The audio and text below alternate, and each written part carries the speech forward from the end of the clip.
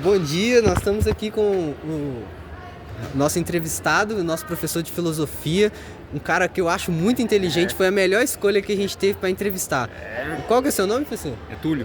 Túlio, ele é nosso professor de filosofia. Tá 207. 207. Sala 207. Professor, antes de começar as perguntas, eu quero fazer umas perguntas que a gente não tem anotadas. Umas perguntas que eu tenho dúvidas sobre isso. Poluição sonora. O que você falaria assim, o que é poluição sonora? Define. Bom, eu tenho a opinião do senso comum, né? São barulhos excessivos, né? Que nos irritam, acabam nos irritando no dia a dia, né? Impedindo que nós descansemos. Então, nós temos aqui, acho que um total de umas 15 perguntas. Você está disposto a respondê-las? Vamos lá.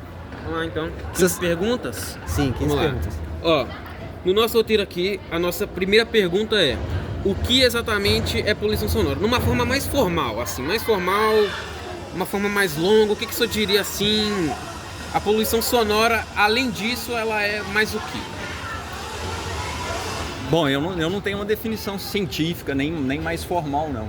Eu tenho, de fato, essa mais comum, né? De esse excesso de barulho que Não vai muito nos causa, disso, né? que nos causa incômodos. São barulhos que vão desde barulho de obra, de música, de vizinho, de cachorro,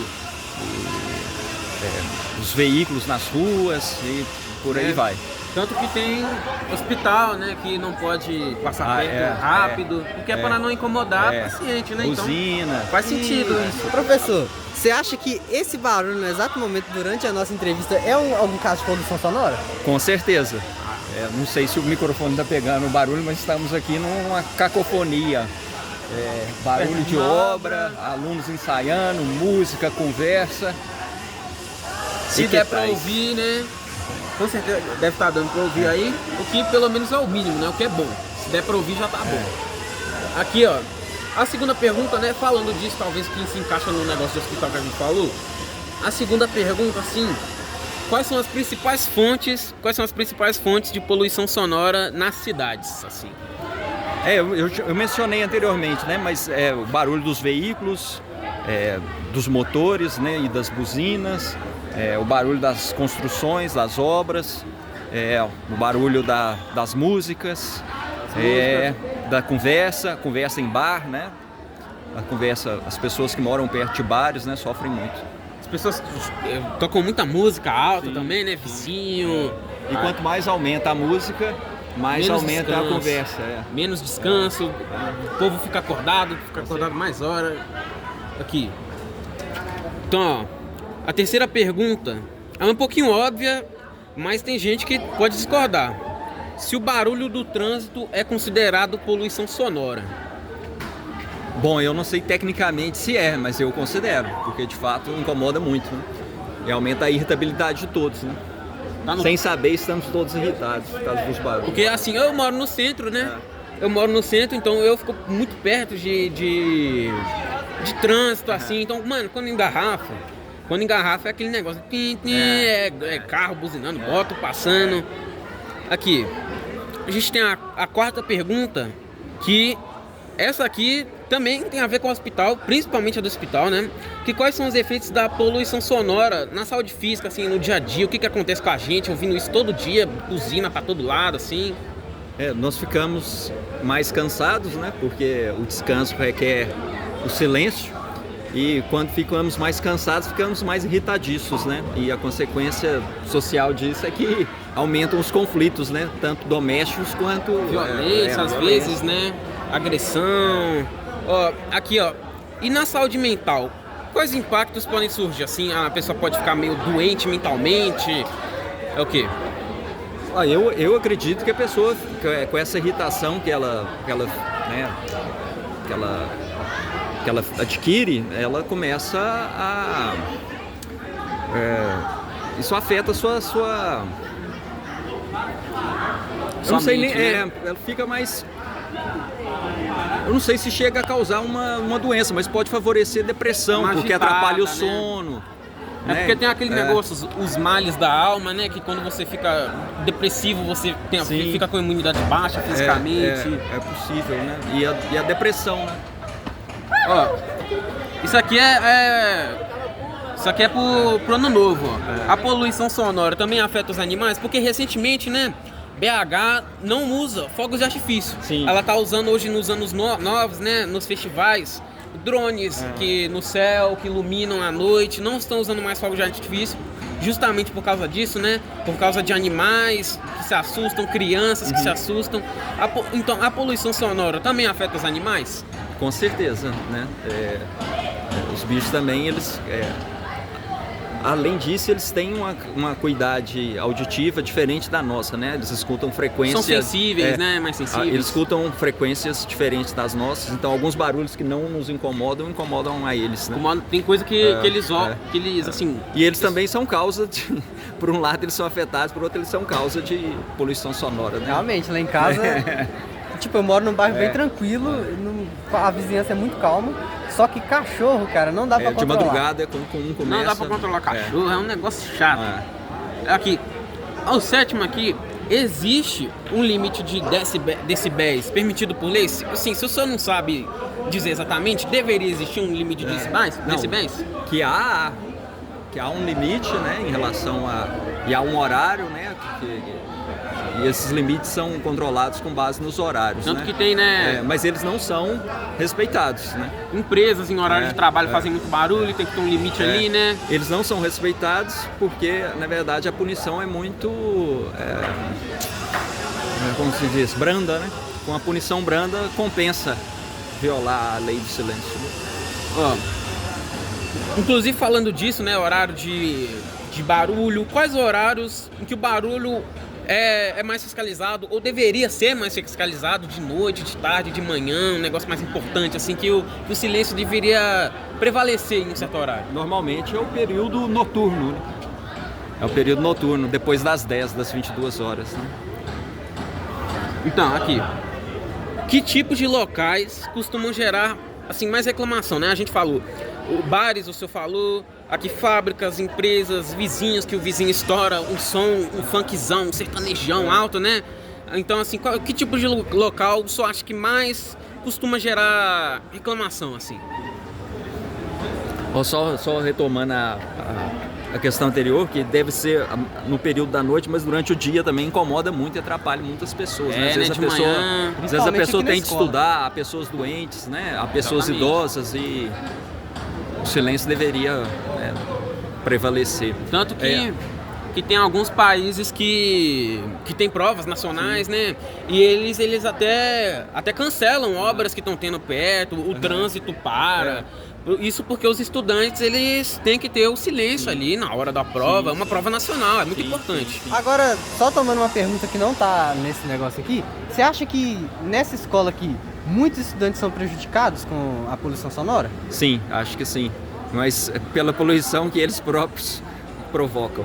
Então algumas pessoas, mesmo da mesma sala, da mesma turma... Sim, com certeza. Eu também concordo. Com certeza. O senhor acha que o desempenho deles iria melhorar se tivesse mais silêncio? Se eles iam copiar mais, iam perguntar mais talvez, um negócio assim? Com certeza. Com certeza. Professor, mas tipo assim, você não acha que se tiver um ambiente muito silencioso, o aluno pode se sentir mal? Porque tem pessoas que são acostumadas com mais esse negócio de bagunça, sabe? É cultural para algumas pessoas. Pois é uma questão de hábito, né? É uma questão de hábito. Mas existem hábitos negativos, sim, né? Exato, existem aqueles, né, os vícios, né, da alma, que a gente até viu. E então, as assim, virtudes. E as virtudes. Eu acho que a virtude, uma das virtudes pode ser o silêncio, né? A calma, a tranquilidade que a gente viu ali. Então, assim, eu acho que o que importa é um silêncio moderado. O desempenho do aluno pode melhorar, pode ter a hora da conversa, mas tem que ter a hora do silêncio, né? De copiar. Assim, como a população, na questão de melhorar essa questão da poluição sonora, como a população pode denunciar casos de poluição sonora? Ela tem os canais da prefeitura, né? Que, né, BH Resolve, por exemplo, que tem lá um meio específico para você fazer reclamação lá do som. Aí as equipes vão à sua casa, né, quando você liga de sua casa, e eles medem a poluição sonora, mas há um hiato entre o momento que você liga e o momento que eles chegam, né? Então, às vezes, nem sempre eles chegam no momento em que o som está no ápice. E Às vezes, às vezes o próprio critério de medição, né? O limite que é tolerado por lei, né? É um limite que às vezes é muito excessivo para a pessoa, né? E fora também que, tipo assim, dependendo do lugar que você mora, se descobrirem que você fez essa denúncia, você vai ser muito detalhado. Também, né? vai ser muito detalhado, né? Às vezes, assim, dependendo do caso, eu não acho ruim você meio que não estourar a música, mas tipo, ouvir a música. Às vezes você tá fazendo uma faxina na sua casa, você quer ouvir uma musiquinha ali. Minha mãe, ela sempre tocava um Roberto Carlos numa caixinha que a gente tinha. Eu não acho isso errado, porque bota a pessoa num clima ali. Eu só acho isso errado, assim, se for todo dia muito alto, uma música que incomoda, que, poxa... Então, pra isso tem os fones de ouvido. Exatamente, pra isso tem os fones de ouvido. Por que a pessoa não ouve aquilo com fone de ouvido? Ninguém quer saber o gosto musical assim, ruim da pessoa. Então, ó, nessa questão de resolver o problema, né, talvez usar fone de ouvido, que medidas simples cada pessoa pode adotar para evitar incomodar os outros com barulho?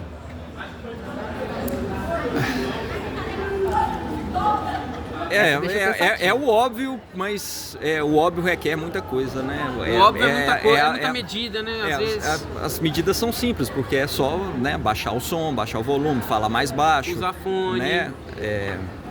Às vezes nem ouvir música, né? Porque ouvir sem ouvir música existe. Mas o problema não é escutar música, né? É como se escuta, né? Escutar alto, também. quando incomodando o vizinho, às vezes a própria família, né?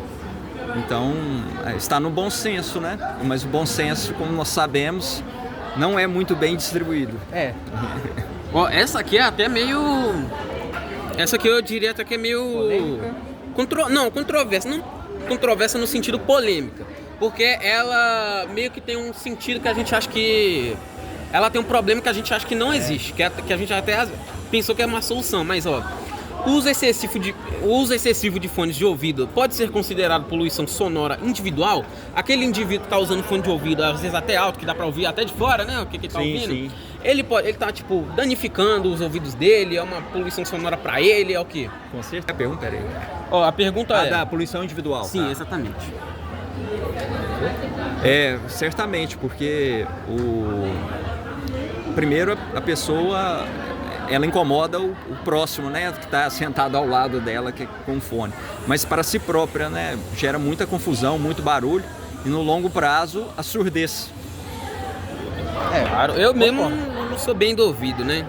Ó, a 13ª pergunta: como a poluição sonora interfere no aprendizado ou na concentração das pessoas? Isso é até uma pergunta que a gente abordou antes, né? Mas verdade. E aí? Eu não sabia que tinha essa.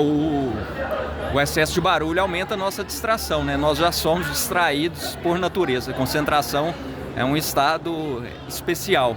Então, o silêncio, obviamente, favorece a concentração, né? Então, favorece o estudo, o aprendizado. Como se fosse da própria alma até, né? A 14ª pergunta, ela é bem importante. É importante até para a cidade. Existem campanhas de conscientização sobre esse tipo de poluição? Eu desconheço. Eu também desconheço. Eu desconheço também. Desconheço. Deveria não ter. Conheço. Se tem, a gente não conhece, porque assim, existem ações, como eu disse, né? O BH tá evitando de usar fogo de artifício para usar drone. Mas isso às vezes não é muito esclarecido, tem gente que ainda usa fogo de artifício, mesmo que ilegal. E isso aqui, ó. E até a 15ª pergunta, a última pergunta: o que poderia ser feito a longo prazo para diminuir a poluição sonora nas cidades? Educar a população. Curto e breve, educar a população, concordo. Isso foi bem curto e breve, né? É até algo que a gente abordou antes, então acho que não precisa passar tanto tempo nessa pergunta, mas educando a nova geração, às vezes, né? Tem essas leis aí que impedem da gente danificar os próprios ouvidos, assim. Mas então, professor, agora eu queria saber de você. O que você achou dessa entrevista? Achei bom, o assunto muito pertinente. Os entrevistadores foram muito simpáticos e inteligentes. Inteligente de escolher um professor bom também. Escolher um professor bom, filosofia, né, também. Mais inteligente que a gente conhece. Bondade. Muito obrigado pela entrevista, professor. Eu que agradeço. Com certeza o nosso trabalho vai ser top. O senhor é muito bom. Tchau.